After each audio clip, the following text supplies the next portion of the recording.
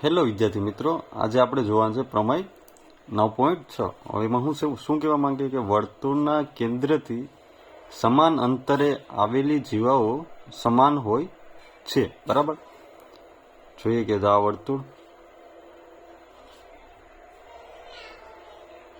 બરાબર, આ એનું કેન્દ્ર આપણે કહી દઈએ O.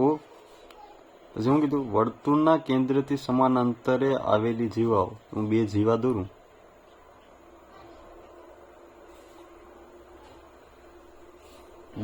બરાબર, એનું નામ આપી દઉં. આને PQ કહી દઉં, અને RS કહી દઉં.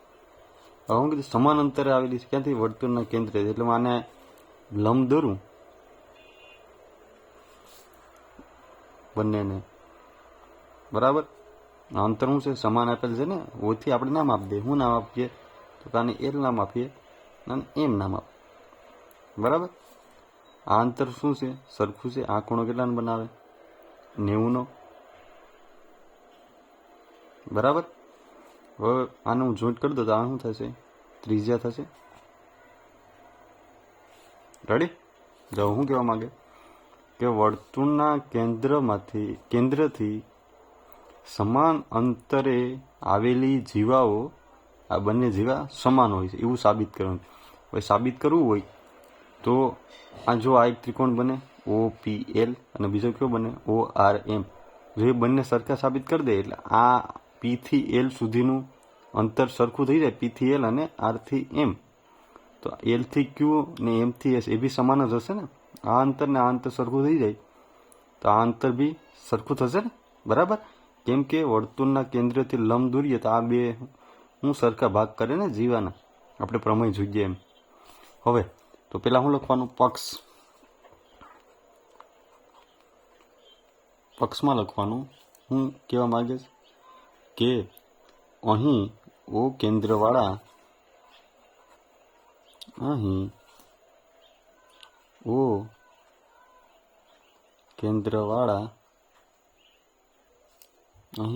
કેન્દ્રવાળા વર્તુળમાં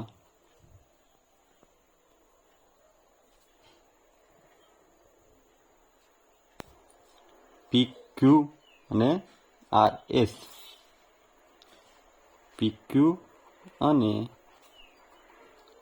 RS જીવા છે, બરાબર. અને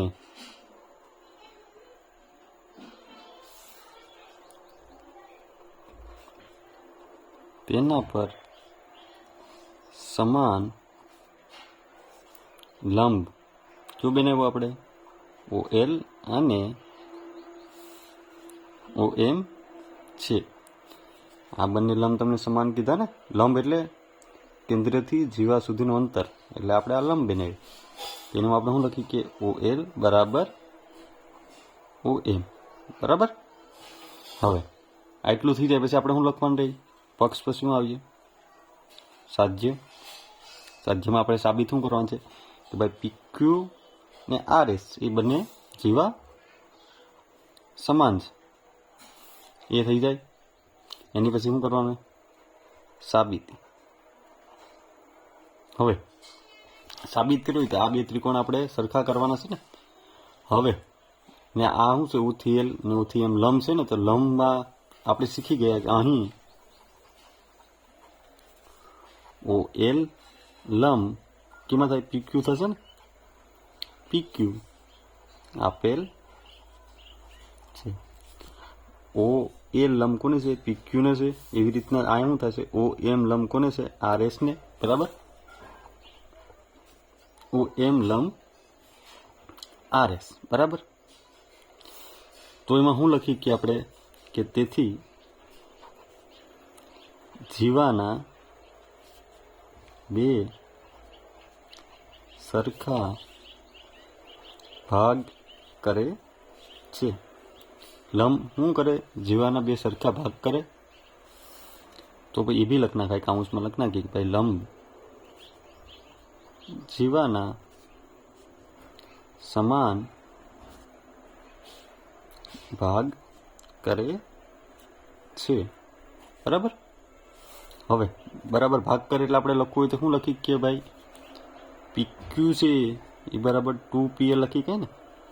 કેમ ભાઈ?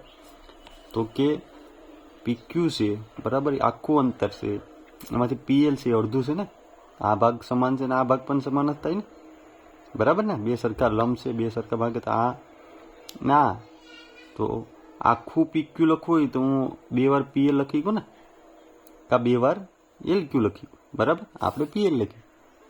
એવી રીતના જ આમાં લખવું હોય તો આપણે એમાં લખવું હોય તો લખવાનું RS બરાબર 2RM. કેમ? RS બરાબર 2 વાર 2 વાર RM લખી કે ને, આપણે અત્યારે આ બે ત્રિકોણનું જોવું ને, એટલે આનું આપણે લખતા ને તમને આ બે ત્રિકોણનું સાબિત કરી દે, પછી તો આને એમ કહી કે ને ભાઈ તો એ સરખું જ હોય, બરાબર? એટલે આ બંનેનું સાબિત કર્યું એટલે આપણે RM લીધા, બરાબર? 2 વાર. એવું ન વિચારતા કે ભાઈ MS કેમ ન લીધો, LQ કેમ ન લીધો. અત્યારે આપણે આ બે ત્રિકોણનું વિચારીએ એટલે મેં ઉપરનું લીધું, બરાબર? PL વાળું ને RM વાળું, બરાબર? તો PQ બરાબર 2PL ને RS બરાબર 2RM. આપણે સમીકરણ કરી દે, આ 1 અને આ 2, બરાબર? હવે આપણે કયા ત્રિકોણ વિશે વિચારતા હતા? કયો ભાઈ ત્રિકોણ છે? તો કે ભાઈ ત્રિકોણ છે PLO અને RMO, બરાબર? PLO આ એક ત્રિકોણ, RMO આ બીજો ત્રિકોણ. એ લખવું હોય તો ત્રિકોણ PLO અને ત્રિકોણ RMO માં વિચારતા, બરાબર? હવે વિચારવું હોય તો આપણે પેલા ખબર છે કે ભાઈ PLO ને RMO એ લંબ બનાવેલ છે, બરાબર? તેની આ ખૂણો કેટલાનો બને? 90નો ખૂણો બને. તો PLO એટલે આ ખૂણો 90નો બને, એવી રીતના જ શું છે RMO એટલે કે આ ખૂણો 90નો બને, બરાબર? બરાબર, એ લખ્યું આપણે. પછી બીજું એમાં શું છે? એમાં ત્રિજ્યા જો OP ને OR એ બંને ત્રિજ્યા છે. ત્રિજ્યા શું હોય? વર્તુળની ત્રિજ્યા સરખી હોય બધામાં. ત્યાં લખી કાંઈ હું લખી કાંઈ OP બરાબર OR શું છે? વર્તુળની ત્રિજ્યા, બરાબર?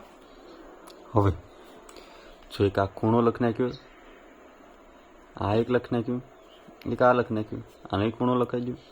હવે એક આ બાજુ છે તો આપણે લખી કે ને, હું લખી કે ભાઈ OL ને OM એ તો આપણે સમાન પક્ષમાં આપેલ જ છે ને. OL બરાબર OM શું થઈ ગયું? પક્ષ થઈ ગયું, બરાબર? હવે જો આવું છે 90નો ખૂણો બનાવે તો એ કઈ શરત થઈ? કાકબામાં કા થઈ હોય, કાટખૂણો. આ વર્તુળની ત્રિજ્યા છે એ કર્ણ થાય ને પક્ષમાં આપેલ છે એ બાજુ થાય. જો આ કાટખૂણો, આ કાટખૂણો, પછી શું છે OP ને OR ત્રિજ્યા બરાબર મોટી હોય ને તો એ કર્ણ છે ને OL ને OM પક્ષમાં આપેલ છે તે બાજુ થઈ ને આની. આ ત્રિકોણની આ બાજુ છે, આ બંને બાજુ, આ કર્ણ, આ પણ બાજુ થઈ ને આ કાટખૂણો. તો આ કાટખૂણો કર્ણ ને આ બાજુ પરથી કહી કે ને કે આ ભી સમાન હોય બંનેનું. આ સમાન છે, એનો ખૂણો સમાન છે ને આ બાજુ સમાન છે બંનેમાં. તો કહી કે ને કે ભાઈ આ બાજુ બંનેની સમાન હોય. શેના પરથી કહી કે ભાઈ? કાકબા શરત પરથી. તો આપણે લખવું હોય તો તેથી કાકબા શરત પરથી શું થાય ભાઈ? ત્રિકોણ PLO બરાબર અને સમાન હોય ત્રિકોણ RMO ને, બરાબર? તો એની પરથી આપણે શું કહીએ કે ભાઈ PL બરાબર RM એ બાજુ સરખી થાય ને. આ બંને એકરૂપ ને સરખા હોય તો PL ને RM શું હોય? સરખા હોય. પણ આપણે સાબિત શું કરવાનું છે? PQ ને RS. હવે આપણી પાસે PQ ની છે વેલ્યુ ને RS ની વેલ્યુ છે, બરાબર? એ આ આપણે મેળવ્યું એમાં મૂકી દઈએ. તો જો PL પીએલ છે તો આપણે એમ લખી કે ને પીએલ બરાબર પીક્યુ ભાગ્યા 2, બરાબર. એવી રીતના આરએમની કિંમત મૂકી કે આરએસ ભાગ્યા 2. તો લખીએ પીક્યુ ભાગ્યા 2 અને આરએસ ભાગ્યા 2 લખવાનું સમી 1 અને 2 પરથી. રેડી? તો આ 2 કટ થઈ ગયા. વિધિ હું પીક્યુ બરાબર આરએસ, બરાબર, જે આપણે સાબિત કરવાનું હતું. રેડી? આ થઈ ગયું ને, પીક્યુ બરાબર આરએસ. તેથી આપણે શું લખી કાંઈ, જે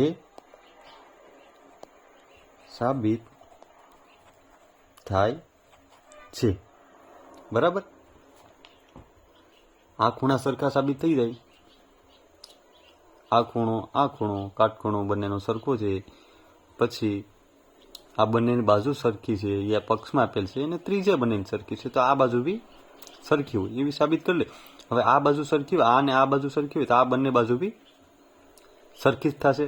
તેથી કહીએ ને કે ભાઈ બંને જીવાઓ સમાન હોય છે. તો આવી રીતના તમારે પ્રમેય લખવાનો છે, આમ વ્યવસ્થિત. બરાબર. આખું જોઈ લો તમે પ્રમેય. સ્ક્રીનશોટ પાડો તો સ્ક્રીનશોટ પાડી લીજો. જો તમને વિડીયો પસંદ આવ્યો તો લાઇક એન્ડ સબસ્ક્રાઈબ કરતા ભૂલતા નહીં. Thank you.